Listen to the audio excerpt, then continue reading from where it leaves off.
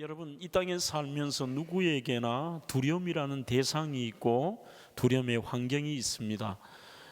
고대 그 대단했던 황제들도 보면 별것 아닌 거미 공포증이 있는 사람도 있었고, 피터 대제 같은 경우는 다리를 건너는 것에 대한 공포가 있었다고 합니다. 북녘 땅에 죽은 김정일이나 김정은이는 비행기에 대한 공포증을 가지고 있습니다.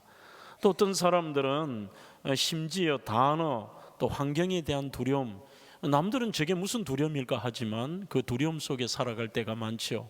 여러분, 중국인들에게는 시계 선물, 특히 그 쾌종 시계를 선물을 하면 안 됩니다. 마칠 종자라에서 인생이 끝난다고 해서 시계 선물을 하면, 사귀는 여자에게 시계 선물을 하면요, 이거는 너하고 나하고 끝내자는 의미를 가지고 있기도 합니다. 또 프랑스에서는 작은 두려움이지만 생선을 뒤집는 것에 대한 두려움도 있습니다. 여러분들, 제가 사는 이 대구에는요, 우리 전국에서 가장 큰 불상이 있고, 만불상이라고 해서 영천 나가는 곳에는 불상을 10,000개를 세워놓은 데도 있고요, 동화사나 파괴사나 이런 데 가보면 동양 최대의 불상을 세워놓고 굉장히 신심 있는 것처럼 보이지만, 오히려 그런 타 종교나 이단 사이비들이 많은 곳일수록, 특히 우리가 이 코로나 때 대구가 코로나19 신천지 사이비 집단 때문에 얼마나 많이 힘들었습니까? 그런 것을 통해서 대구가 이상한 동네로 이렇게 인식이 되어 있습니다만, 절대로 여러분들 이상한 동네는 아닙니다. 아니고, 이 대구가 얼마나 사람들이 당당해 보이고 하나님을 찾지 않으면서도요 두려움이 많은지 우연히 보면 모르는데, 여러분들이 보면 우리나라에 종종 병원 건물이나 이런 데 보면 1층, 2층, 3층, 4층이라는 말을 안 쓰고 거기 F라고 영어가 쓰여져 있고 5층, 이 죽을 사자와 사자가 아무 상관이 없는데도 사를 두려워해서 그렇게 쓰기도 합니다. 이게 우리 대구에 와보시면요, 진짜 제가 살지만 웃기지도 않아요. 우리가 보통 3거리, 4거리, 5거리 그렇게 얘기하지 않습니까? 뭐 공평 5거리, 그리고 뭐 이렇게 나오면서 범어 4거리, 또 이쪽에 오면서 방촌 3거리 그렇게 부르는데요, 대구는 간판을 이렇게 입간판을 보면 전부 이상합니다. 3거리 다음에 5거리도 맞는데 4거리라고 쓰여있는 게 하나도 볼 수 없고, 이렇게 합니다. 범어 4거리라고 붙여놨습니다. 사자를 쓰기 싫다는 거예요. 그 정도로 참 오히려 강해 보이는 사람들, 그리고 하나님을 믿지 않는 자들이 훨씬 더 두려움 속에 살지 않느냐, 그런 생각을 하는데, 저는 이것이 신불신을 막론하고 믿는 사람에게도 예외는 아니라는 것이죠.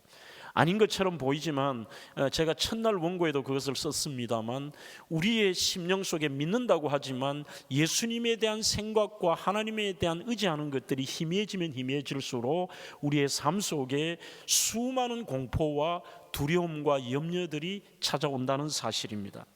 사람들은 하나님이 우리와 함께 하심을 믿지 못하는 난 온갖, 제가 이런 유치한 두려움도 얘기했지만 그 두려움 속에 살아가는 것이죠. 삶이 공고할 때 하나님이 보이지 않습니다. 차라리 우리가 고난을 당하고 두려움 속에 있을 때 하나님이 보이면 괜찮은데 하나님은 우리 눈에 보이지 않습니다. 그러나 우리 눈에 하나님이 보이시지 않지만 하나님이 내 형편과 처지와 내 삶을 지켜보고 계신다, 하나님이 이 두려움과 공포의 사건을 이 자리에 계시고 하나님이 함께 하신다는 그 믿음만이 있다면 우리는 능히 그 두려움을 이겨낼 수가 있을 것입니다. 오늘 사건을 잠깐 한번 들어가 볼까요? 이 사건은 바로 오병이어, 정말 하나님이 아들 예수 그리스도가 하나님이심을 보여주는 놀라운 사건입니다. 보리떡 5개와 물고기 2마리로 5,000명을 먹이고 12광주리를 남기셨는데, 이 사건 때 성경을 가만 보십시오. 사람들이 예수님을 왕으로 추대하려고 하는 게 성경에 나옵니다. 우와, 저 정도 대단하다. 왕으로 추대하려고 하니까 주님께서 그 상황을 피하시면서 이렇게 제자들에게 명령을 하시는 거예요. 너희들이 배를 타고 저 건너편으로 먼저 가라. 그리고 오늘 심지어 이렇게 얘기합니다. 재촉했다는 거예요. 제자들이 자기가 판단해서 가는 길이 아니라 예수님의 말씀에 순종해서 재촉해서, 야, 빨리 배 타고 저 건너편으로 가라 하고, 주님은 그 상황을 피하셔서 날이 저물 때에 산 위에 올라가셔서 거기에서 기도하고 계신 상황입니다. 드디어 제자들이 배를 타고 이제 건너편을 향해 가고 있는 상황입니다. 이렇게 가고 있는데 갑자기 마가복음 6장 45절에 보시면은 주님이 재촉해 가셨는데 24절에 오늘 또 갑자기 배를 저어서 가는데 역풍이 부는 거예요. 뭐 지금처럼 모터로 가는 게 아니라 이렇게 노를 저어서 가는데 역풍이 부은 거죠. 이게 반대 바람이 부는데 그냥 가도 어려운데 마가복음 6장 48절에 제자들이 힘겹게 노를 젓는데 이게 어느 정도로 젓느냐 하면 밤 4경쯤에 예수님이 나타나시니까 이 밤 4경이 지금의 시간으로는 새벽 3시에서 4시입니다. 자, 한번 카운트를 해보시죠. 그들이 조금 해가 늦게 지니까 8시라고 본다 할지라도 9시, 10시, 11시, 12시, 1시, 2시, 3시 무려 7시간 이상을 괴롭게 노를 젓고 있는 거예요. 아무리 노를 젓도 노가 앞으로 나가지를 않아요. 드디어 밤 4경쯤에 예수님께서 저 멀리에서 물리를 걸어오시는데 제자들이 이 믿음이 있었다면 하지만 그 제자들이 믿음이 없으니까요 유령인 것으로 착각을 합니다. 유령인 것으로 착각을 하는데 그 예수님이 유령인 걸 착각하는데 내니 두려워하지 말라고 말씀을 합니다. 그래도 두려워합니다. 드디어 가만히 보니까 예수님이십니다. 그러자 베드로가 이렇게 얘기합니다. 오늘 설교의 제목이 여기서 나왔는데 주님이 주님이시거든 나를 이 물 밖으로 나와서 주님께로 물 위를 걸어서 오게 해달라고 얘기를 합니다. 그러자 주님이 그렇게 하라고 이야기를 합니다. 드디어 베드로가 배 밖으로 나옵니다. 배 밖으로 나와서 물 위를 걸어서 이제 드디어 예수님께로 가는데 또 이 풍랑이 이는 거예요. 그래서 풍랑을 보고 무서워서 물에 빠져버립니다. 그러자 막 주님께 소리를 지른 거예요. 주님 살려주세요, 살려주세요. 드디어 주님께서 이 베드로를 건지시고 배 위로 올라오시니까 물이 잠잠해지는 오늘 이 사건을 가지고 배 안의 사람 배 밖의 사람이라는 제목으로 함께 주일 은혜를 나누고자 하는 것입니다. 오늘 이 본문을 통해 우리에게 주신 교훈의 첫 번째는 뭐냐? 주님의 말씀에 순종하는 자에게도 믿음의 사람에게도 크고 작은 고난이 찾아온다는 것을 우리는 인정해야 됩니다. 여기서부터 많은 사람들이 헷갈리기 시작해요. 왜 예수 믿는데 이런 고난이 찾아오지? 왜 예수 믿는데 남들보다 믿지도 않고 신앙생활 똑바로 하지 않은 사람에게도 문제가 없는데 이렇게 믿음으로 살아가고 하나님 보시기에 합당하게 사는 것처럼 하고 심지어 주님의 말씀에 평생을 순종하며 살았는데 왜 이런 고난이 찾아오냐는 것입니다. 낮에는 당당했습니다. 오병이의 사건으로 우리가 섬기는 스승이 왕으로 추대될 만큼 대단하고 어깨에 힘을 줬는데 밤 되니까요 이게 바람이 거스름으로 역풍이 부는 것입니다. 여러분 여기에서 주목해 보십시오.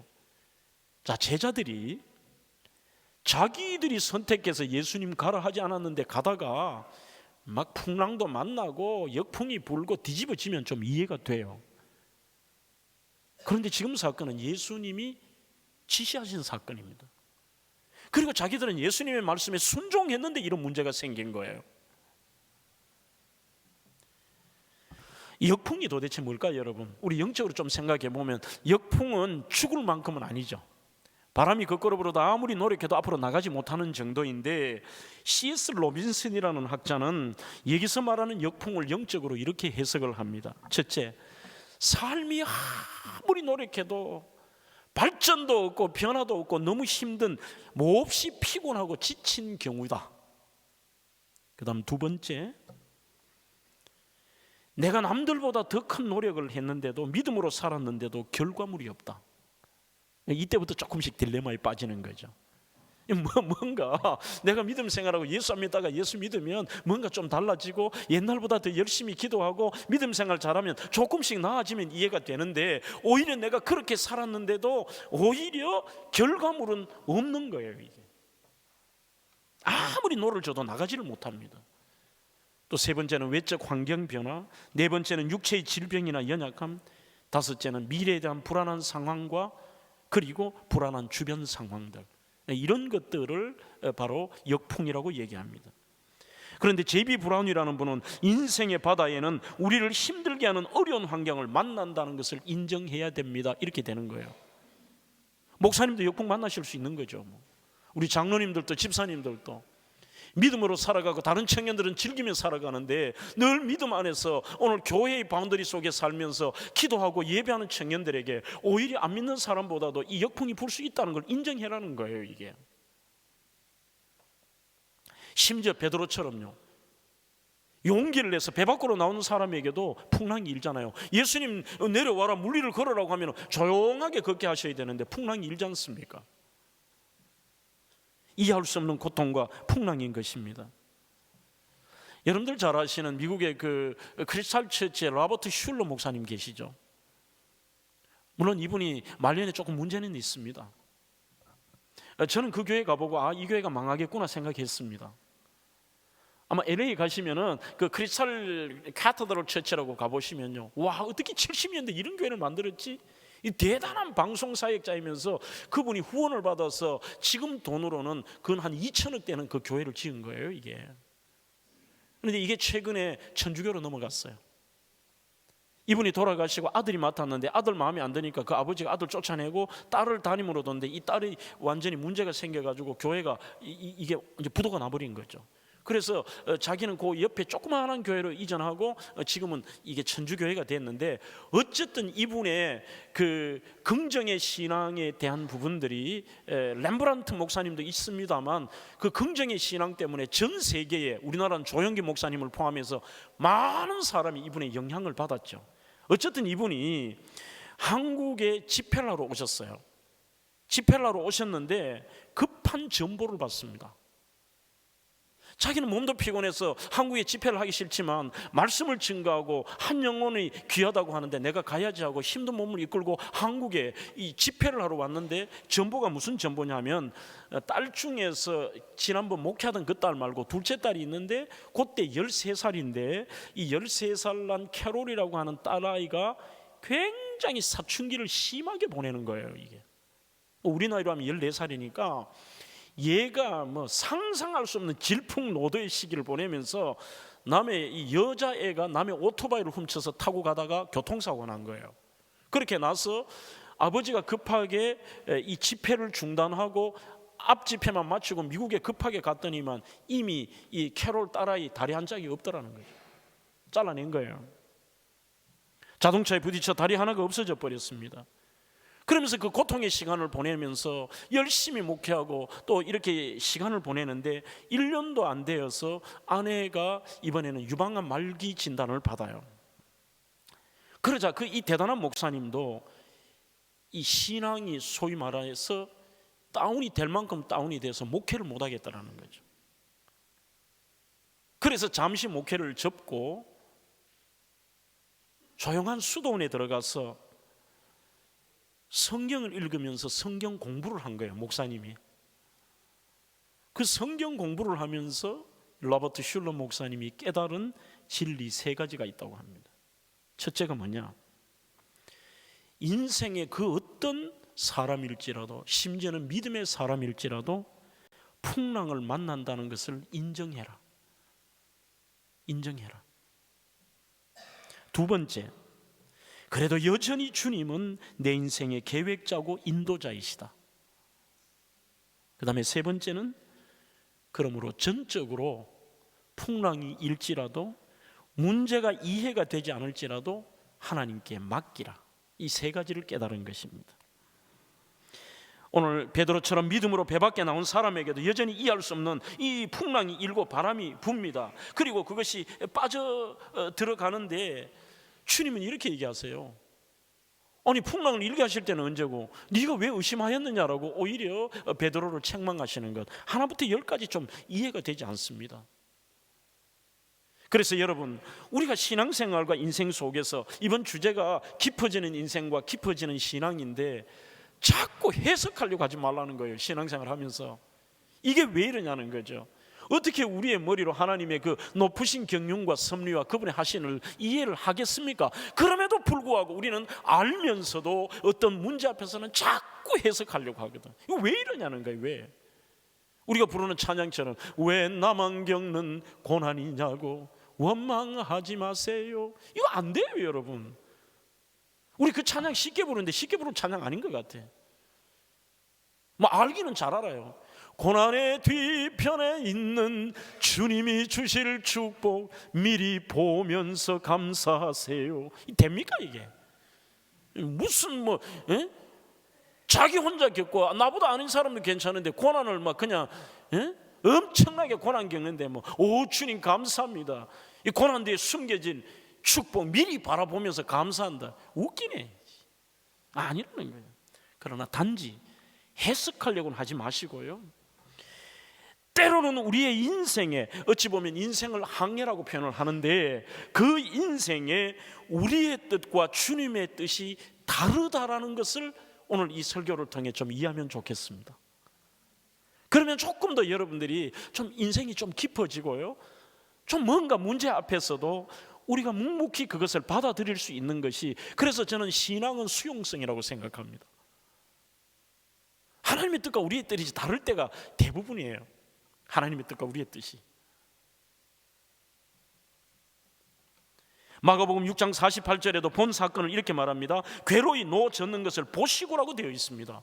그러면 주님이 아예 외면하는 게 아니라, 이미 주님은 산 위에서 제자들이 여기서 이렇게 노 젓고 가다가 이게 막 역풍이 불어가지고 밤새도록 노 젓고 고생하고 막 풍랑 다 보고 계신 거예요. 그런데도 주님은 아니 그러면 문제 앞에서 금방 해결해 주시면 되지, 나타나시지도 않지 않습니까? 심지어 더 이해가 안 되는 게 있습니다. 오늘 이 본문은 마태마가 누가 나오지 않습니까? 성경이 나오는데 특히 마가복음 6장 48절 후반절에 이렇게 말합니다. 이제 드디어 주님께서 새벽 4시경이 돼서 오셨습니다. 이렇게 오시는데 바다 위로 걸어서 그들에게 오사 지나가려고 하시매, 이렇게 표현하고 있습니다. 헬라어 원문은 이렇게 쓰고 있습니다. 카이 에델렘 파델레인 아우투스라고 되어 있습니다. 그 아우투스라는 말은 한글 성경에는 번역이 안 되어 있습니다. 자, 한번 장면을 여러분들이 머리에 떠올려 보세요. 제자들이 역풍을 부는 곳에서 지금 열심히 노를 젓고 괴로워 죽는 거예요. 그냥 보통이 아니라 괴로워서, 이게 원문에서는 죽을 만큼 고통스러웠다는 거죠. 이제 이 정도 했으니까 이제는 포기할 만큼 그쯤 되는데 주님이 오셨습니다. 물리를 걸어 오셨는데, 그러면 얘야 그동안 고생했지, 이제 상황 종료, 자 역풍 없어진다, 자 이제는 괜찮다, 앞으로 가자, 이러면 좋을 텐데 주님이 바다 위를 걸어 그들에게 오셨는데 지나가려고 하시매, 그 말은 여기서 지금 고통을 겪고 있는데 이게 원하셨다는 말이, 아우투스라는 말이 거기 들어가 있어요. 주님이 의도를 가지고 아예 아시면서 모르고 그냥 확 지나가신 게 아니라, 이들이 고통을 받고 있는데도 주님이 옆으로 그냥 지나가시려고 원하시는 거죠. 이해가 안 되지 않습니까? 여러분들 이해되세요? 솔직히 우리는 말은 안 해서 그렇지만요, 신앙생활은 하나님의 뜻을 이해하지 못하는 연속입니다.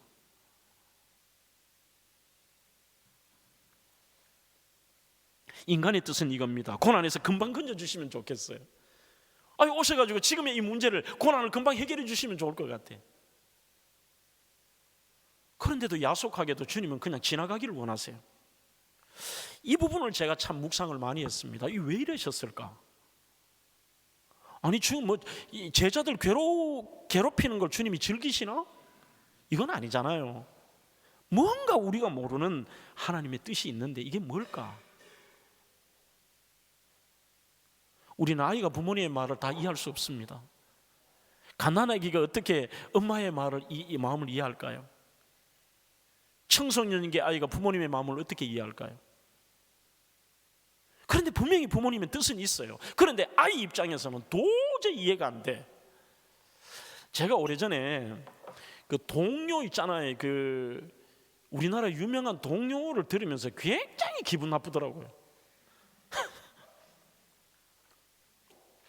여러분들 잘 아시는 건데 너무 슬프고 엄마가 잔인해. 여러분들 다 아시는 동요예요.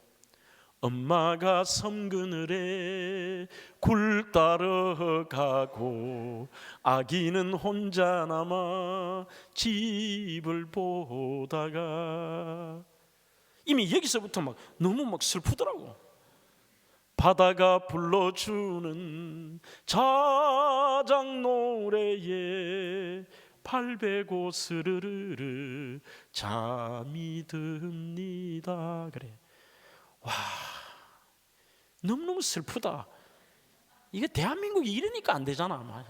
좀 긍정적인 노래 하지. 한번 보세요. 엄마가 그 섬 그늘에 굴 따러 가. 여기가 뭐라고 돼 있어요? 애기잖아요. 애기. 아기가 뭘 알아요? 어떻게 될지 모르잖아. 똥을 싸고 뭐 얘가 먹을 게 있나. 애 혼자 놓고 잔인하게 엄마는 굴 따러 돈 벌러 가버려. 우리 옛날 여러분들 이런 거 보셨잖아요. 왜? 밭일 가는 어머니가 애 못 데려가니까 방 안에 넣어놓고 바깥에다가 그 문에다가 숟가락 꼽아서 애 가둬놓잖아. 엄마가 잔인하게 느끼잖아. 그러니까 얘는 언제 엄마 올까 하고 기다리면서 바다가 불러주는 그 자작노래 철썩철썩 기다려도 엄마가 안 오다가 지쳐서 얘가 팔 베고 스르르 잠이 들었다는 기라. 이야, 좀 이런 노래는 없어져야 된다네. 그런데 어느 날인가 갑자기 이 생각이 드는 거예요. 분명히 무슨 뜻이 있다. 여기서 끝이 나지 않을 거다. 그래서 제가 우연히 이거 2절 아니겠나 싶어 찾아보니까 2절이 있더라고. 그런데 제가 솔직히 이 2절을 내가 혼자 보내서 많이 울었어요. 하나님 생각났어. 2절 가사가 이래요. 물 한 모금 먹고. 아기는 잠을 곤히 자고 있지만 갈매기 울음소리 마음이 설레요. 그 다음 가사가 기가 막힌 거야. 다 못단 굴바구니 머리에 이고 엄마는 모래밭을 달려옵니다. 이게 왜 내가 막 지금도 내 그 감정이 좀 있는데 이게 하나님이 이해가 되더라고요. 애 입장만 대보니까 전부 원망이고 전부 이해가 안 되는데 이 엄마의 마음 한번 보세요. 안 가면 굶어 죽는데 온 식구가 어떻게 할 거야? 이게 굶어 죽잖아요. 그래서 어쩔 수 없이 굴을 따러 갔는데 아기는 곤히 잘 때 그래 잠들었구나 그러고 갔는데 갈매기 울음소리가 들릴 때마다 우리 애기 괜찮나? 우리 애기 괜찮나? 그런데 가사가요, 굴도 다 못단 굴바구니 머리에 이고 엄마는 그냥 밭도 아니라 모래밭을 달려온다. 이게 여러분들, 저와 여러분들 어머니의 마음 아니에요? 우리가 부모님의 마음도 모르는데 하나님의 마음을 어떻게 할 거야 이게. 그런데 자꾸 해석하려고 해요. 자꾸. 왜 이러냐는 거예요 도대체. 왜? 그냥 우리는 모를 뿐인 거예요. 주님이 지나가기를 원하시는 거 어떻게 알아요? 몰라요.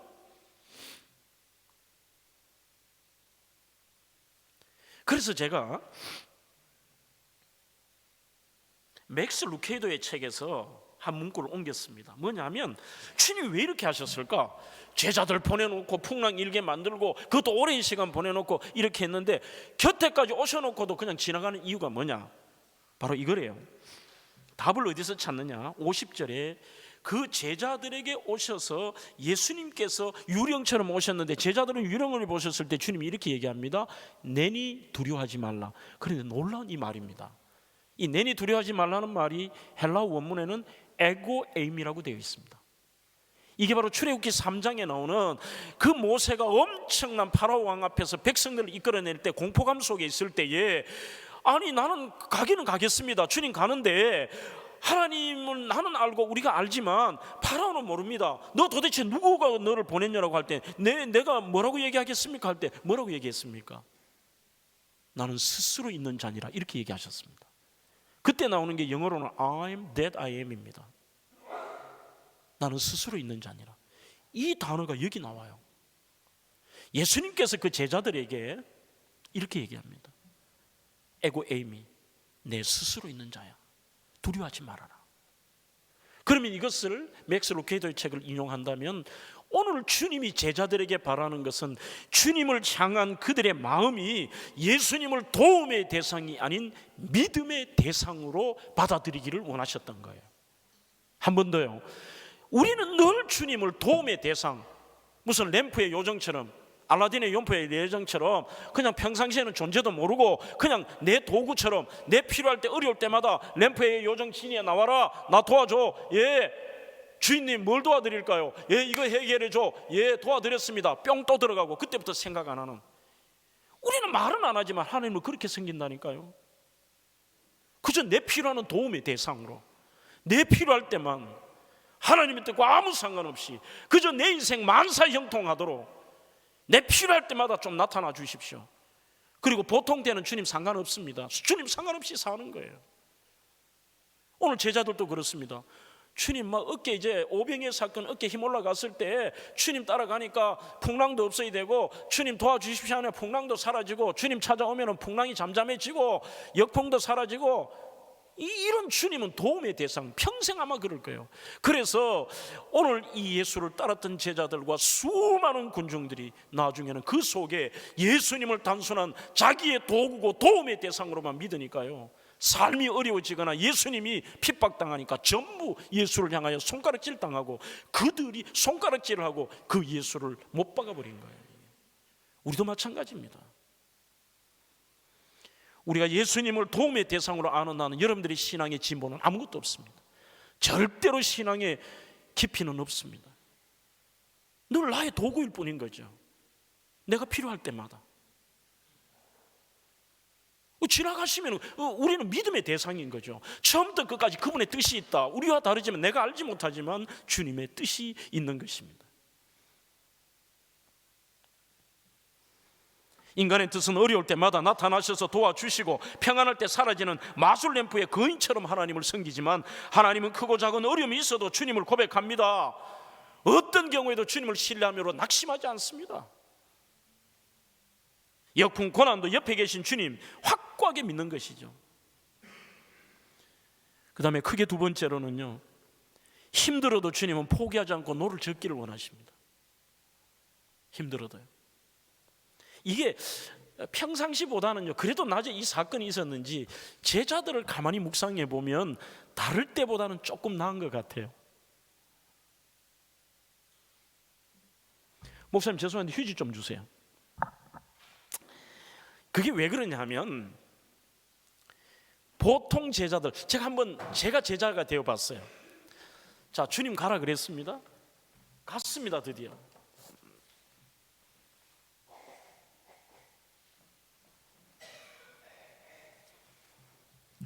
괜히 첫 떼져서 우리 엄마 생각나서 울었다네. 자, 보통의 제자들 같으면 주님 시킨 대로 순종을 했어요. 노를 젓고 가는데 1시간 정도 노를 젓어봐. 우와, 1시간 내내 했는데 뭔가 발전되는 것도 없고 그 자리예요. 그래도 그날 막 낮에 어마어마한 위대한 일을 경험했기 때문에 믿음으로 한 2시간 졌어. 너무 죽을 만큼 힘들어요. 그래도 또 믿음이 있어서 한 3시간 졌어요. 포기하지 않고. 그러면은 11시쯤 됐는데 더는 못하겠다. 이거는 주님의 뜻이 아닌가 보다. 자기가 판단하죠. 주님은 재촉해서 저 건너편으로 가라 그랬는데 자기가 판단합니다. 이거는 내가 해봤는데 주님의 뜻이 아닌가 봐. 돌아갈 수 있어요. 돌아가면 다시 있는 대로 간단하게 가면 돼요. 포기하면 됩니다. 그런데 희한하게도 이날은 새벽 4시에 주님이 오실 때까지 이 제자들이 괴로이 계속해서 노를 젓고 있다는 게 조금 이상합니다. 오히려 다시 돌아가는 것이 빠릅니다. J.W. 피에슨이라는 분은 이렇게 말을 합니다. 역풍을 만나고 낙심이 되어도 계속 힘들지만 노를 저으십시오. 노를 저으십시오. 주님이 보고 계십니다. 주님은 적절할 때 확실히 구원하실 것입니다. 괴로이 노를 저었는 자만이 안심하라 내니 두려워하지 말라는 그 주님을 만나게 될 것이라고 이야기하고 있습니다. 그러니까 두 번째 제가 여러분들에게 드릴 수 있는 교훈이 뭐냐면, 절대로 여러분들이 인생에 괴롭게 노를 젓고 하다 보면 포기할 만큼 힘드실 때가 있잖아요. 그 한계선을 여러분들이 짓지 말라는 거죠. 나 3시간 졌어, 4시간 졌어, 5시간 졌어. 우리가 잘 아는 위대한 선교자이자 감리교의 창시자인 존 웨슬리의 일기에 보면 정말 이 감동적이면서도 이 참 웃기는 그런 얘기가 나와요. 존 웨슬리의 일기라고 하는 조이스 마이어의 책에 보면은 그 존 웨슬리의 일기를 그대로 옮겨놨습니다. 제가 한번 읽어보겠습니다. 막 복음이 전하고 싶어 미치겠는 거예요. 그런데 사람들이 받아두질 않아요. 보통 몇 번 해보고 이것은 내 뜻이 아니라고 할 수 있는데 5월 5일 주일 오전 세인트 안나 교회에서 설교를 함. 다시는 이제 오지 말라는 소리를 들음. 설교 들으니까 막 사람들이 못 듣겠는 거예요. 우리 교회 오지 마세요. 그날 오후입니다. 5월 5일 주일 오후 세인트 유다 교회에서 설교함. 똑같이 이제는 다시 우리 교회 오지 말라는 소리를 들음. 5월 19일 주일 오전 설교를 함. 집사들이 회의를 해서 다시 오지 말라고 함. 5월 19일 주일 오후 더 이상 교회에서 전도할 수 없어서 말씀을 전가할 수 없어 길거리에서 설교를 함. 시끄럽다고 쫓겨남. 5월 26일 주일 오전 이제는 여러분들 교회도 갈 수 없고 뭐 심지어 길거리에도 설교를 못하니까 할 수 없이 목장으로 간 거예요. 목초지에. 참 웃겨요. 5월 26일 주일 오전 목초지에서 설교함. 예배 중 목초지에 솥대를 풀어놓는 바람에 소들에게 쫓김. 6월 2일 오전 마을 변두리에서 설교함.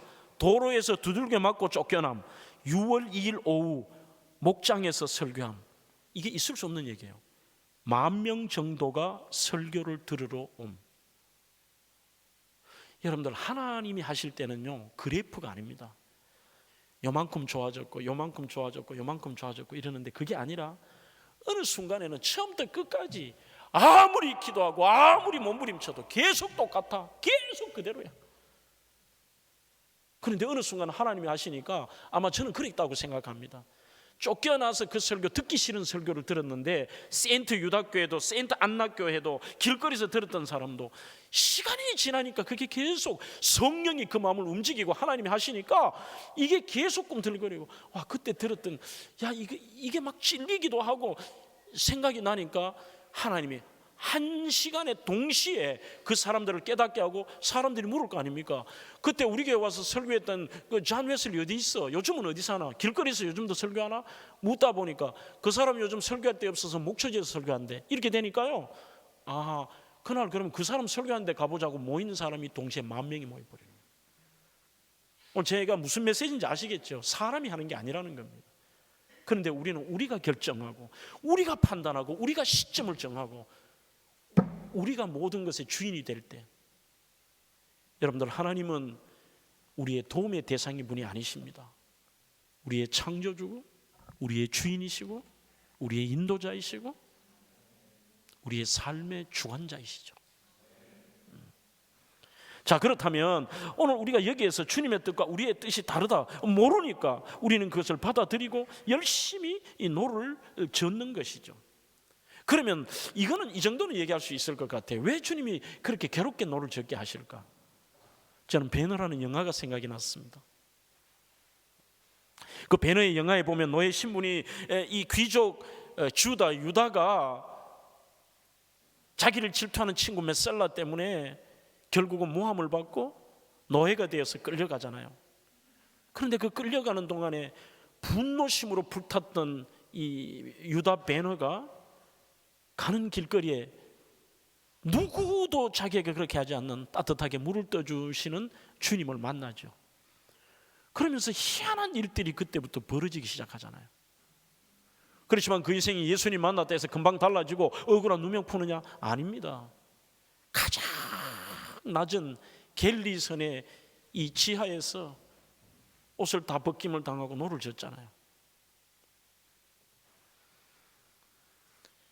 그런데 뒤집어 놓고 보면 나중에 결론적으로는 클라이막스가 그 메살라와 전차 경주를 하는데 이때에 그가 채찍에 말을 때리지도 않고도 승리하는데 그 이유가 뭐냐?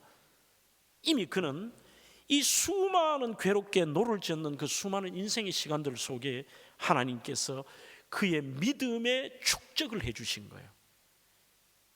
믿음의 축적을 해서 그 밑창에서 노를 젓는 일을 해서 그의 체력, 그의 모든 체력이 길러지고 전차 경주의 승리의 원동력이 여기서 나온 거죠. 하나님은 그것까지 계획하셨겠지만 인간은 몰라요. 그냥 괴로울 뿐이에요. 오히려 돌아가는 것이 빠를 수도 있었을 것입니다. 실은 제가 이 본문 말씀은요, 미국에서 목회를 할 때 정말 힘들 때 이 말씀이 저에게 큰 도움이 되었습니다. 진짜 포기하고 싶더라고요. 너무너무 힘들었습니다. 생활도 힘들었고 교회도 힘들었고 거기다가 막 교통사고까지 나고 학비는 못 맞추겠고 와, 너무너무 힘들대요. 제가 이제 목회를 해서 대명교회는 내년이면 20년이라 그랬습니다만 남들은 그러더라고요. 장창수 목사는 진짜 편안하게 목회하고 어떻게 교회가 저 옛날 마을에 있다가 저 크게 지어서 나가서 저렇게 하고 저 장 목사는 자기 마음대로 다 해, 뭐 편안해, 이렇게 얘기하지만요, 내가 그럴 때마다 웃으면서 이렇게 얘기해요. 겉으로 보면 편안하지, 나는 오리다. 위로는 평안하게 호수를 떠다니지만 밑에는 미친 듯이 젖는다 내가. 막 그랬어요. 그렇게 하는데 진짜 답이 안 나오더라고. 막 고비 넘어가면 또 고비 오니까 이제 놓고 싶더라고. 막 유학이고 뭐고 놓고 싶기도 하고 목회도 막 놓고 싶고 막 이런 거 있잖아요. 막. 그리고 제가 담임했던 그 교회가 목사님하고 장로님이 승합차 때문에 다투어서 나가셨는데 알고 보니까 이미 그 장로님도 사업이 거의 망한 이게 상황이 되고 교회 재정이 바닥을 쳐버리고, 그런데다가 뭐 이 어려우니까 목사님도 가버리고 장로님도 역할을 안 하고 뭐, 그러다 제가 그 교회 담임을 맡은 거예요. 맡으니까 방법이 없어요. 방법이. 왜 나에게 이런 짐을 주시냐? 나는 처음에 축복인 줄 알았는데 축복이 그 당시에는 축복이 아닌 것 같더라고요. 그렇게 맡으니까 미국 교회를 세를 해서 우리 교회가 썼는데 월세를 1,700불을 냈어요. 저희들이 1,700불을. 그 1,700불을 내는데 가만히 교회 재정을 보니까 1,700불은커녕 월세 한 300불 정도 이상은 못 내겠더라고요. 그래서 내가 여기를 그만둬야 되나? 이 교회를 내가 포기해야 되나? 그러니까 거기 남아 계시던 성도님들이 밟혀서 못 그만두겠더라고. 거기다 생활도 어렵지요. 학비도 못 맞추겠지. 거기다가 교통사고까지 났지. 막 엎친 데 겹친 격으로 내가 잘못한 게 아니라 믿음으로 살아가는데 왜 이럴까? 진짜 힘들더라고요. 뭐 안 되면 내가 여기서 노를 놓고 뭐 한국 다시 들어가지 뭐 이 생각도 조금 했습니다. 이제 그러면서 제가 이 본문을 읽으면서 너무 제 나름대로 해석을 한 거예요. 아, 그래, 괴로워도 노를 지었으니까 뭔가 발전도 없고 죽을 것 같지만 그래도 거기서 주님을 만났지 않느냐. 주님의 역사하신가 물리를 걸어오는 것과 심지어 여러분들 우리가 이 베드로를 배 밖에 베드로를 욕을 하지만 나 이런 생각도 해봤어요. 그래도 저 베드로가 인류 역사상 예수님 말고 물리를 최초로 걸어본 사람 아이가?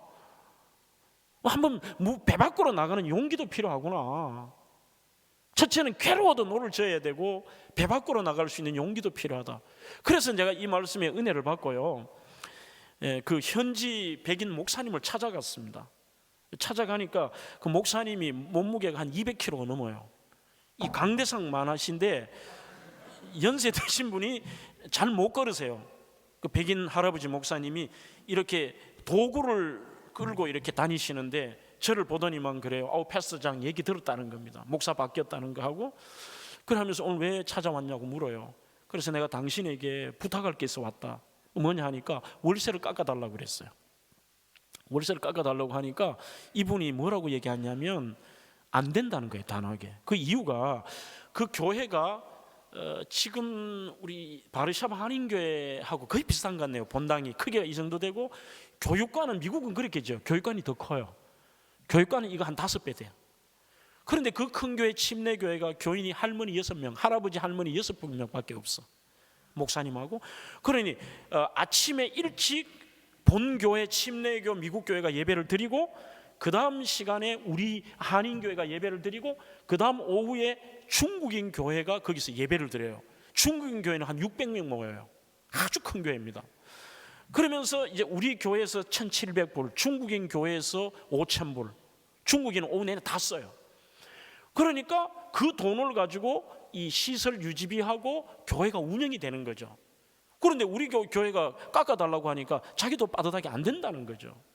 그래서 제가 이렇게 얘기했어요. 나는 이렇게 확신한다. 내가 믿는 하나님과 당신이 믿는 하나님 동일하신 하나님이시다. 그런데 하나님께서 오늘 이 상황 속에 우리 교회를 당신을 찾아오라고 나는 그런 응답을 받았다. 그리고 오니까 마지못해 묻더라고요. 도대체 얼마를 깎아주기를 원하냐 물어요. 1,700불에서. 그래서 제가 이렇게 얘기했죠. $300.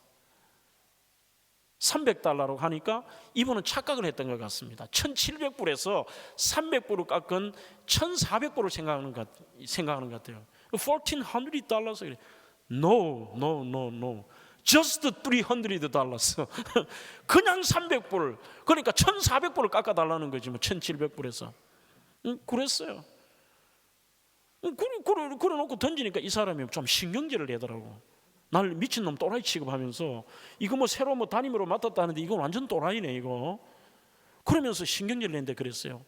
지금 우리 교회는 당신들이 이걸 허락하지 않으면 우리는 어디 갈 데가 없다. 300불짜리를 찾아야 된다. 그게 어디 있을 거냐.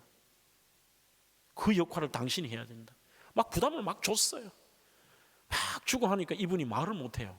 말을 못하더니만 그 7분이 2주 뒤에 우리로 말하면 재직회가 모이는데 그 재직회 때에 한번 얘기는 해보겠다고 그래요. 그러면서 제가 나가면서 이랬어요. 내가 믿는 하나님과 당신이 믿는 하나님 같아. 이렇게 갔어요. 갔더니만 나는 그 2주 동안에 할 수 있는 게 뭐가 있을까요? 아무것도 없고 우리에게 있는 거는 간절성밖에 없지. 기도가 다르지. 간절함으로 피자 배달하면서도 그 기도, 학교 수업하면서도 그 기도. 하나님 300 하나님 우리에게 낭패를 주시지 않을 것입니다. 막 했어요. 그냥 난 내가 내려놓으면 되는데 그리고 다른 게 부격적으로 가면 되죠.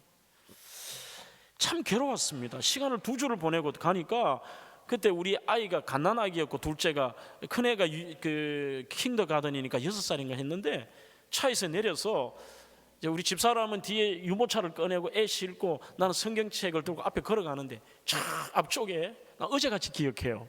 저 앞쪽에 산만한 영감님이 서 있더니만 나보고 이래요.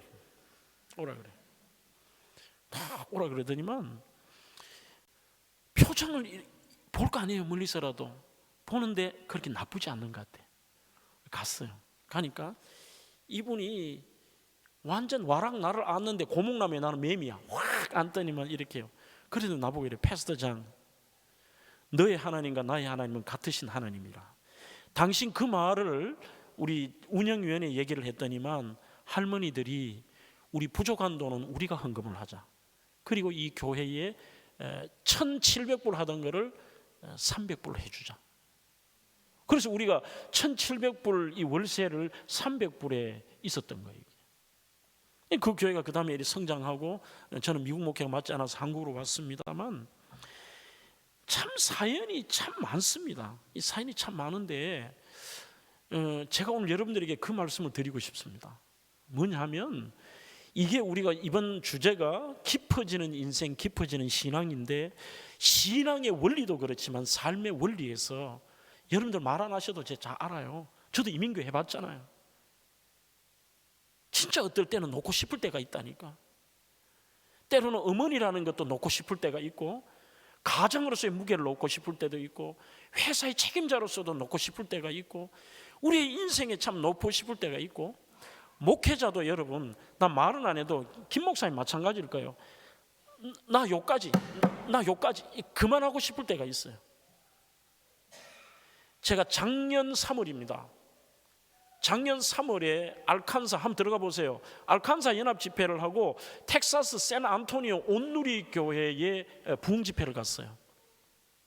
그 박한덕 목사님이 제 두란노 책을 읽고 은혜를 받고 저를 초청을 했는데 도저히 시간이 안 돼서 안 갔더니만 알칸사 집회 갔는데 어떻게 알고 목사님 오신 김에 우리 교회 해달라 해서 갔는데 그 목사님의 사연이 그거예요. 자기가 개척을 해서 이 샌안토니오에서 제일 큰 교회입니다. 한 400명 모여요. 건물도 그렇고 땅이 12,000평이에요. 근데 교회가 이게 막 분란이 일어나고 이 부목사 하나가 와서 교회를 초토화를 시켜버렸어요.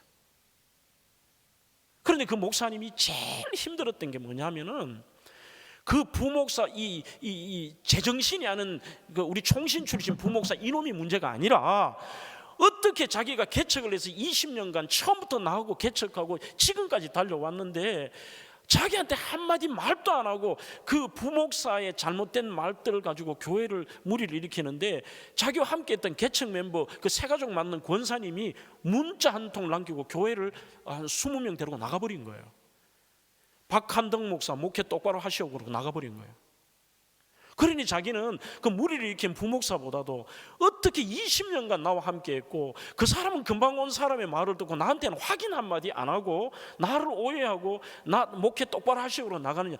이래서 둘 부부가 동시에 나왔던 말이 뭐냐 하면은, 여보 우리 요까지 우리 목회 그만하자. 그래서 그만두고 이 두 부부가 그 수도원이라는 곳에, 미국 수도원에 들어가서 책하고 성경책 기도를 하는데, 그때 이제 두란노에서 나온 제 질문이 답이 될 때라고 하는 책을 아마 새로 나온 신간을 가지고 갔던 것 같아요.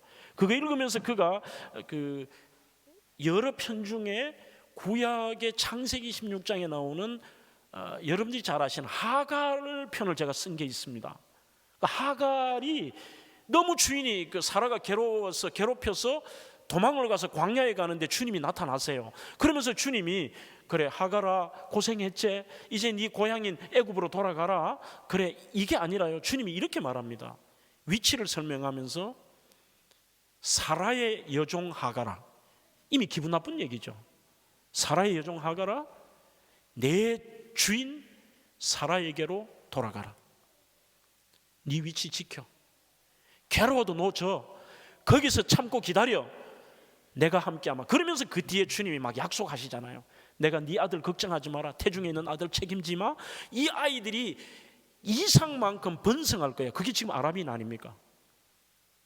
그래서 그 본문을 이 박한덕 목사님이 읽으시면서, 그래 맞다 여보, 우리 너무 인간적으로 생각해서 하나님 앞에 우리 괴로워도 노젓자는 식으로 그 자리로 내 주인 사라에게 돌아가라. 가장 고통의 자리를 지키자. 교회 지키자. 그렇게 해서 간 거예요. 그래서 제 책에 은혜를 받았다고 한국까지 나와서 저를 청명하러 나온 거예요. 그래서 간 거예요. 아직도 그 사모님은 좀 상처가 있는 것 같더라고, 가보니까. 둘 부부가, 박 목사님 그렇게 얘기하시더라고요. 동시에 얘기를 했대요. 우리 여기까지, 더 이상 괴로워 너를 못 짓겠다는 거죠. 여러분, 목회자뿐만이 아니라 우리가 J.W. 피어슨의 말을 제가 한 번 더 읽겠습니다. 역풍을 만나고 낙심이 되어도 계속 힘들지만 노를 저으십시오. 주님은 보고 계십니다. 주님은 적절할 때 확실히 구원하실 것입니다. 괴로워도 노를 저어 보십시오. 젖는 자만이 안심하라. 내니 두려워하지 말라는 주님을 만납니다. 조금 전에 읽었던 걸 제가 한 번 더 읽는 것입니다. 여러분들 괴로워도 노 계속 저으세요. 그냥 저도 이렇게 목회를 하면서 그래도 한국 목회는 좀 순적하게 해오다가 건축을 하고, 그리고 몇 년 뒤에 저도 참 힘든 경우가 한 번 있었습니다. 막 공황장애 증세 비슷하게 막 나타나 숨이 안 트지더라고. 그래서 좀 유혹도 되더라고요. 나 인천에서 큰 대형교회에서 오라 그랬는데, 나 부산의 교회 갈까? 아니 미국에 내가 오라는데 거기 갈까? 이 얍삽함이죠. 솔직하게 그거 피하려고 하는 것도 있더라고요. 진짜 이렇게 놓고 싶더라고요, 한 번은. 그런데 이건 좀 죄송해요. 뭐냐 하면은, 내가 성경 읽고 찬양하다가 은혜 받은 게 아니라 유행가 한 곡 듣고 내가 감동받고 마음을 결심을 했어요. 물 한 모금 먹고 해볼게요.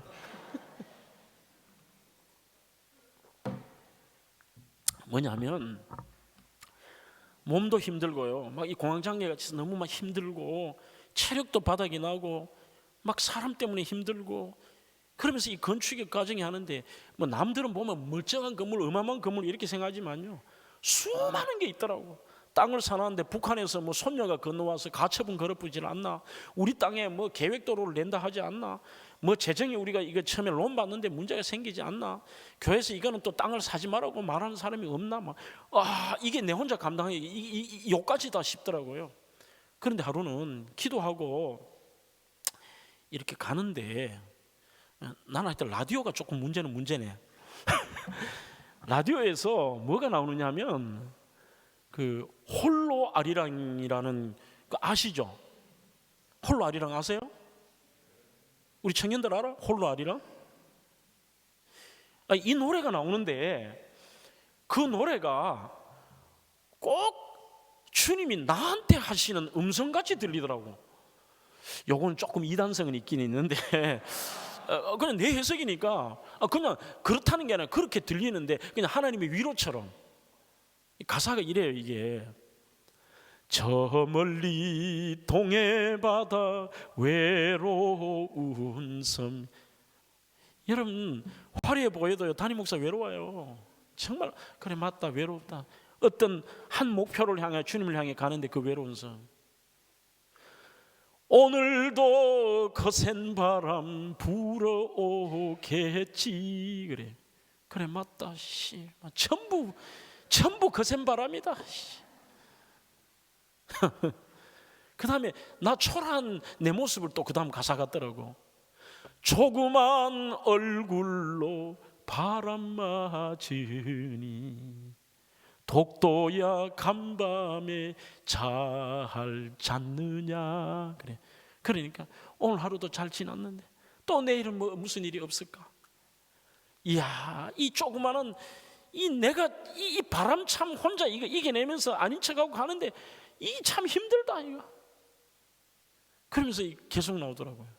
아리랑 아리랑 홀로 아리랑. 또 아침에 또 홀로 아리랑이 홀로. 진짜 여러분 사람 없거든요. 여러분들 정말 힘들 때 사람 있습니까?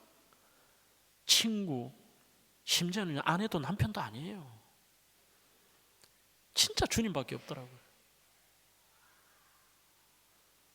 아리랑 고개를 넘어가 보자. 그런데 넘어가 보자. 포기하지 말고. 근데 그 다음 가사가요. 이게 조금 저도 나이를 요만큼 들었는가 봐요. 요즘 자꾸 눈물이 많아진대. 그 후렴부 가사를 들으면서 나 혼자 차 안에서 펑펑 울었어. 이렇게 가사를 하는데 주님이 나한테 하시는 것 같더라고. 그 다음 가사가 이래요. 이게 가다가 힘들면 쉬어가더라도 손잡고 가보자. 같이 가보자. 그래. 네? 가다가 힘들면 쉬어가더라도 우리 너무 그렇지 말고 너 막 졌는데 그잖아요. 너무 괴롭거든. 조금 쉬는 거지 뭐. 조금 쉬고 그죠? 좀 뒤로 몇 발짝 물러가더라도 그런데 포기는 하지 말자는 거예요. 그런데 그 다음 가사가 핵심이에요. 주님이 네 혼자 아니야. 그게 꼭 주님이 나한테 하시는 것 같아. 손잡고 가보자. 같이 가보자. 이게 제가 그 건축과 어려울 때를 이겨냈던 한 문구예요. 뭐냐? 가다가 힘들면 쉬어가더라도. 그 말은 쉬라 끝내라가 아니라 포기하지 말라는 거예요. 좀 네가 한 박자 늦고 네가 뭔가 조금 지금 안 되는 것 같아도 좀 쉬어라. 가다가 힘들면 쉬어가더라도 주님이 네 혼자 아니야. 손잡고 가보자. 같이 가보자. 그래 주님 감사해요. 쉬면서 갈래요. 그래서 그때부터는 내가 한 번도 그런 적이 없었는데 카페도 가보고 이게 좀 그렇잖아요. 카페도 가보고 맛있는 것도 먹어보고 우리 부목사들 데리고 있잖아요. 족구도 하고 심지어 여행도 가보고. 목사님 이런데 무슨 뭐 세미나 여행 이하고 들으십시오. 지랄해라 간다. 쉬는 거죠. 쉬고. 그런데 나중에 되니까 우리 성도들도 알아요. 목사님 그때 그렇게 힘든데 어떻게 견디셨어요? 그래. 아닌 척했지만 그래서 이 말씀을 드리고 싶습니다. 이 제자들이 그래도 유일하게 괜찮은 게 뭐냐면 어떻게 새벽까지 계속 포기하지 않고 다른 때와 달리 계속 노를 저었다는 거죠. 여러분들의 이민사회 속에서 여러분들이 주재원으로서 여러분들의 삶의 현장에서 그리고 엄마로서 여러분들이 정말 마음들에게 말 못한 어떨 때는 진짜 이 노를 놓고 싶을 때가 있어요. 목회자는 목회자대로. 그럴 때마다 오늘 이 본문을 좀 생각해 보십시오. 그 다음 마지막으로 믿음으로 때로는 용기를 내 배 밖으로 나올 필요도 있습니다. 그런데 주님은 작은 믿음으로도 사용하기를 원하십니다. 오늘 31절에 믿음이 적은 자여 왜 의심하였느냐, 그 말이 뭐냐? 적지만 믿음이 있어서 그는 물 밖에 나와서 인류 최초로 예수님 위에 무리를 걸을 수 있었습니다. 자, 그렇다면 배 밖으로 나왔다, 우리가 믿음의 용기를 가진다, 그러면 그 다음부터는 뭐 어떻게 할까요? 그래도 믿음의 사람이니까 포기 안 하고 계속 노를 젓고 배 밖으로 우리가 나올 용기까지 있는데, 나온 다음에 어떻게 하느냐도 중요하다는 것이에요. 히브리서 11장의 모든 거기에 나오는 믿음의 거장들의 특징이 뭐냐? 바로 전부 배 안에 머물지 않고 배 밖으로 나온 사람들입니다. 그래서 저는 이 베드로, 오늘 본문의 베드로를 보면은 좀 부럽기도 하고 안타깝기도 합니다. 역사상 최초로 물리를 걸었지만 물리를 걸을 때 평생 겪어보지 못한 경험을 하면 이 정도 되면 주님을 막 전적으로 신뢰해야 되는데, 오늘 본문은 이렇게 말합니다. 30절에 소리 질러 이르되 주여 나를 구원하소서. 그러니까 이가 소리를 질렀던 이유가 뭐냐면, 나와버리면 주님께 맡겨야 돼요. 어차피 자기가 물리를 걸을 수 있는 사람이 아니야. 주님의 기적이 아니라면 할 수 없는 상황인데, 주님 믿어버리지 뭐. 죽으면 죽으리라, 안 죽는다, 이게 아니라 풍랑을 보고 무서워 물에 빠져요. 용기를 내서 또 하다가 보면요, 또 인간적인 게 나옵니다.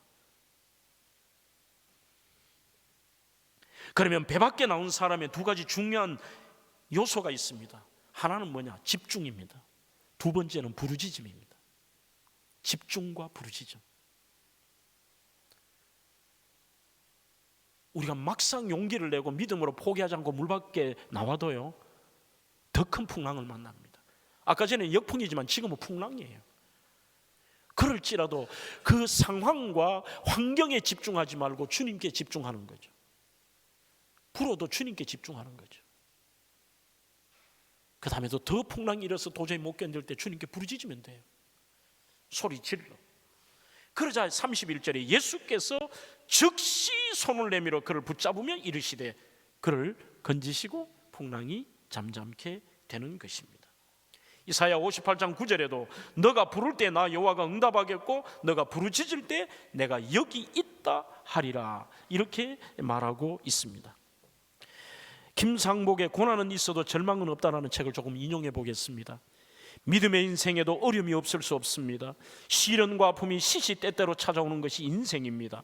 그러나 하나님의 자녀인 우리에게 찾아온 거친 바람은 하나님께 부르짖을 수 있는 기회가 됩니다. 하나님께 소리 높여 기도할 수 있는 기회와 동기가 되는 것이죠. 저처럼 가난해도 괜찮습니다. 부모가 없어도 괜찮습니다.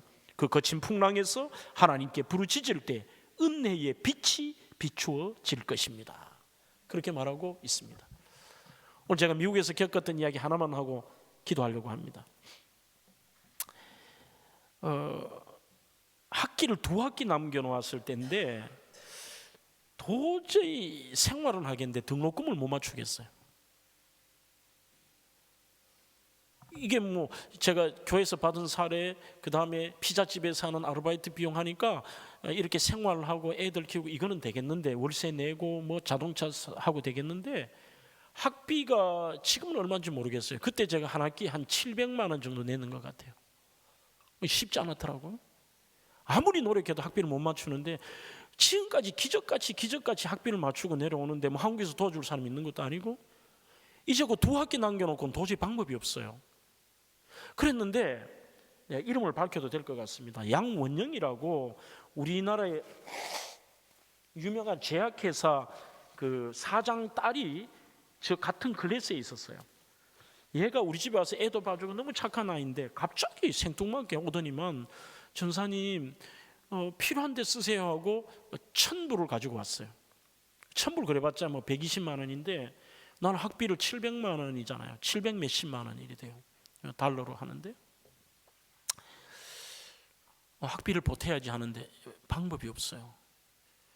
그렇게 어려운 시간들 속에 그 제가 학교 다음 학기 그잖아요. 시험을 치고 그 밤새도록 나는 영어가 안 되니까 잘 지난 첫 시간에 얘기했죠.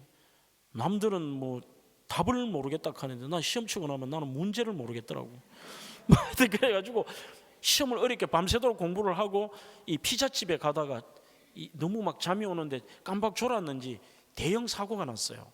링컨 애브뉴라는 길의 사거리에서 싹 갔는데 이쪽 길에서 저쪽 길로 큰 미국 다치 밴이, 깡통 밴이 이렇게 와서 갑작스럽게 깜빡하다 보니까 내 앞에 차가 있는 거야. 그래서 이 옆구리를 쳐박았어요.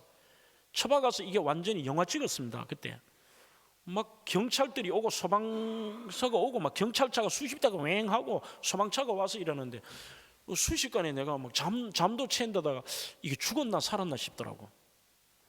그렇게 해서 핸들을 잡고 있는데 미국 경찰이 문을 열고 보더니만 나보고 괜찮냐고 물어요. 그래서 내가 보니까 멍청한가 되게 괜찮다고 하니까 기적이라고 표현하더라고요. 그래서 이 차의 상태나 이걸 봐서 이 사람 죽었다고 생각했는데 이게 멀쩡하니까 괜찮다고 얘기를 하더라고요. 그래서 이게 시간 관계상 좀 건너뛰고 보통 우리나라도 그렇습니다만 교통사고가 나면 100대 0은 없습니다. 뭐 50대 50이나 뭐 서로 쌍방과실이 나오는데 그래 조서를 꾸미고 하는데 이상한 일을 겪었어요. 제가 정신도 없이 이렇게 있는데 이쪽에 있는 마트 아주머니가, 뚱뚱한 백인 아주머니가 오더니만 자기가 막 증언을 하는 거야. 이 지금 혼다 아코드 탄 이 사람은 문제가 없고 이 다치 벤이 여기서 갑자기 튀어나와가지고 급작스럽게 어쩔 수밖에 없었고 막 개거품을 물고 막 자기가 증언을 막 해주는 거야 이게. 그럼 나는 옆에서 계속 이것만 했어요. 예스, 예스, 예스, 예스 이랬거든요. 그래서 다 마쳤어요. 마치니까 이제 미국은 변호사들이, 보험회사의 변호사들이 서로 싸우잖아요. 그렇게 하는데 갑자기 우리 변호사 사무실에서 나한테 책이 왔더라고. 이걸로 차를 바꾸라 그러더라고. 그때 내가 차도 완전 다 똥차였어. 그런데 이 그 블루북에 맞춰서 차값이 나오는데 그 변호사가 봐도 우리 쪽의 변호사가 보기에는 이거는 이기겠다, 승산이 있는데 이 조서가 잘 꾸며졌다는 거예요. 그렇게 돼서 이래 하는데 나는 절망이었습니다. 차가 없으니까 뭐 미국 생활이 되지도 않으니까 우리 교회 장로님이 그랜드 체로키 다 떨어진 걸 하나 주더라고. 그걸로 임시로 타고 있는데, 자, 생활은 어렵죠. 차도 지금 그렇게 됐지, 사고가 났지, 거기다가 등록도 못하지. 이제 내 미국 생활은 여기서 끝이구나, 이 생각이 들었어요. 하나님께서 이까지라고 하면 나는 열심히 괴로워 이까지 노는 졌지만 졌다가 주님 그만하라고 그만하고 한국 가지 뭐, 이 생각이 있었죠. 그렇게 끝이 나서 차를 바꾸는데 이 차를 가지고서 아니 마침 그때 나처럼 가난한 유학생이 아니라 정석수라고 내 친구는 굉장히 부잣집 아들이야. 한의사 아들인데 이 목사는 맨날 나는 방학 때는 공장에 가가지고 아르바이트 그 화학약품 되는데 그거 일해가지고 모아서 학비 내고 막 이랬거든요. 얘는 방학만 되면은 차를 타고 애들 태워가지고 미국 일주하고 여기 가고 이런 애야. 그런데 그 집에서 조카들이 온다고 차를 바꿔야 된대. 그러면서 얼마 되지도 않은 그 닛산 좋은 차를 처분을 하고 새 차 이 벤을 산다는 거예요. 요게 내 사고 딱 나자마자 그 일이 터져. 그래서 갔어. 그랬어요. 정 목사, 그 차 나한테 팔아라 그랬어요. 얼마쯤 되나 하니까 얼마 되지도 않아서 한 2만 불 정도는 받아야 된다고 그러더라고. 그래서 나보고 이래요. 나 블루북에서 돈을 700만 원 주던데 그랬어요. 700만 원에 그걸 좀 달라 그랬어요. 나보고 미친놈이라 그러더라고. 그래도 계속해서 조르니까 그 차를 주더라고. 그럼 나는 그 사고 나서 내 차 실제 시세는 한 2,000불 정도, 200만 원짜리를 700만 원 보상을 받았는데 2만 불짜리를 내가 차를 바꿨어요. 바꿨는데 그 바꾸면 뭐 할 거야? 등록도 못하고 한국 와야 되는데. 그래 시간을 보내고 진짜 그때는 주님께만 집중했던 것 같아요. 아 이거 어떻게 하지? 이게 아니라 주님 가라고 하면 한국 갈게요. 그리고 여기까지 하는데 주님 오히려 이것을 통해 주님을 체험하는 계기가 되게 하시고 내 믿음의 성장을 주시고 하면서 집중하고 부르짖었어요. 그리고 주님 이왕이면 저한테도 한번 경험시켜 주세요. 주님 저 학비 모자라는 거 좀 보태 주세요. 이랬어요. 그렇게 간절히 기도하고 난 잊어버렸어. 그런데 놀라운 게 여러분, 내일이 제 학비가 마지막선이야. 내일까지 이게 아니면 이제 난 끝나는 거죠. 끝나는데 그날 피자 배달을 하고 밤 10시가 되어서 집에 오는데 아파트에 들어가기 전에 이렇게 함이 있어요. 우편함이. 그 우편함에 이렇게 들어가서 보니까 뭔가 꼽혀 있어요. 우편함에. 그래서 우편함에 들어가서 빼보니까 내 이름도 기억해요. 와인버거 법률사무소에서 저한테 편지가 온 거예요. 그래서 이 뭐 교통사고 이게 정리가 끝이 났구나 싶어서 그걸 들고 나와서 우리 집이 뭐 원룸이었으니까 바로 이렇게 주차를 대고 문 열면 바로 부엌이에요. 그래서 차를 대고 부엌에 가서 와인버거 이걸 뜯었어요. 편지를 뜯고 안에 보니까 이제 그런 내용이에요. 이제 이 교통사고 문제가 완전히 정리가 되었는데 보상금이 나온 거예요. 그러면서 책이 나왔는데 여러분들 책이 왜 그 타이핑같이 다다다닥 돈이 찍혀 있잖아요. 아무 생각이 없었죠. 야, 이건 나도 잘못한 것 같은데 뭐 보상금까지 나와. 차도 나 좋은 거 바꿨는데 했어. 그래서 그 보상금 아무 생각 없이 보상금을 보는데 순간적으로 그 보상 액수를 보면서요, 제 머리에 왜 학비 부족한 것에 대한 머리에 계속 그 생각이 있었을 거 아니에요. 그러니까 이게 달러로 따지면은 한 5천 몇백 불이 부족했어. 5,450불인가. 하여튼 끝자리까지 그게 부족했어. 원영이가 준 1,000불 빼고도 한 5,450불인가 부족했는데 이게 무슨 그냥 뭐 4,000불, 5,000불 같으면 나도 그냥 아무 생각이 없었는데 나처럼 좀 둔한 사람이 여기에 책의 금액이 부족한 그 금액하고 10자리까지가 똑같은 거야. 이게 5,450이 다다다다닥 찍혀 있는 거예요. 그러니까 막 머리가 쭈뼛 서는 거야. 와, 나 이것 때문에 미국 왔구나. 내가 무슨 막 학위 받고 이게 아니라 하나님 체험하려고. 하나님 체험할 이 끝까지 안 갔으면 난 하나님 체험 못했는데 하나님 체험하려고 그랬거나. 근데 이게 무슨 뭐 100자리가 아니라 10자리까지가 똑같더라니까. 근데 지금 기억에는 뭐 5,450인가 뭐 이랬거든요. 그래서 내가 그 자리에 털썩 주저앉았어. 그러니까 막 우니까 우리 와이프가 안에서 애 안고 우리 둘째 이 호근이 안고 나와서는 당신 왜 우냐는 거야. 그래서 우리 집 사람도 그걸 알고 있으니까 내가 이 책을 보여줬어요. 보여주니까 우리 와이프도 알아. 무슨 뜻인지 대번 알아. 막 울더라고. 그래서 공부는 더럽게 못했는데 졸업했어요. 졸업했는데 여러분, 부족한 제 간증을 드린 거는요, 핵심은 하나님께 집중하라는 거예요. 그리고 받아들이는 거죠. 받아들여요. 받아들이고 그리고 또 부르짖어 보세요. 또 집중하고 또 부르짖어 보고 또 집중하고 부르짖어 보고 또 집중하고 부르짖어 보고. 결국은 하나님의 뜻을 우리가 조금은 알 수 있을 때가 오고, 그리고 주님은 원하시는 것은 이게 오늘 메시지의 핵심입니다. 절대로 주님을 여러분들의 도구나 도움의 대상으로 믿지 마십시오. 전능하신 하나님, 그분은 우리의 믿음의 대상이십니다.